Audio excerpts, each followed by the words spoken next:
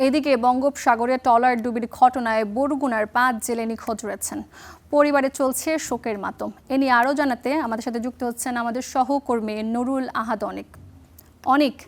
আমাদেরকে জানাবেন যে এই জেলেরা আসলে নিখোঁজ হয়েছেন, আসলে জেলেদের উদ্ধার তৎপরতার বিষয়ে আসলে কি খবর আছে আপনার কাছে?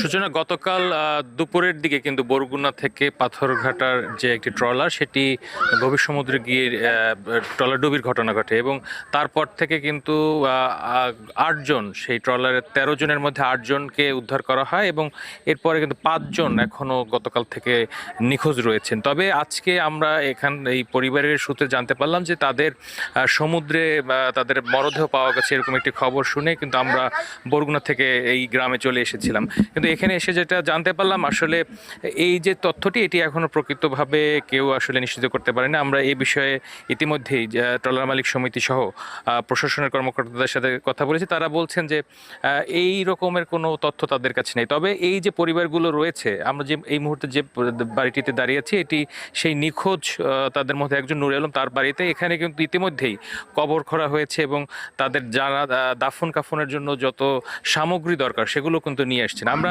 একটু কথা বলতে চাই সেই নুরে আলমের বাবার সাথে, যে ও নুরে আলম নিখোঁজ হওয়ার পরে আপনার কি জানতে পেরেছেন?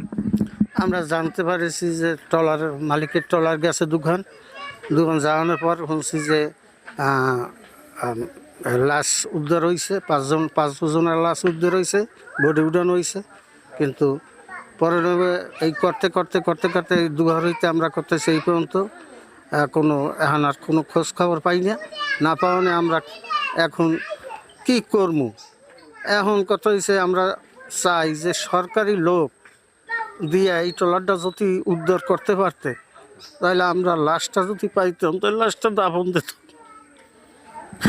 শুনছিলেন যে নুরুল আলমের পরিবার কিন্তু বলছে যে আসলে তাদের যে পরিবারের থেকে যদি লাশ পাওয়া যায়, সেক্ষেত্রে তারা সরকারের সহযোগিতা চায় এবং এই উদ্ধার তৎপরতায় তারা সহযোগিতা চায়। এই ছিল বরগুনা থেকে ট্রলারের নিখোঁজ যে জেলেরা আছেন তাদের উদ্ধারের সবশেষ সূচনা। অনেক আপনাকে ধন্যবাদ।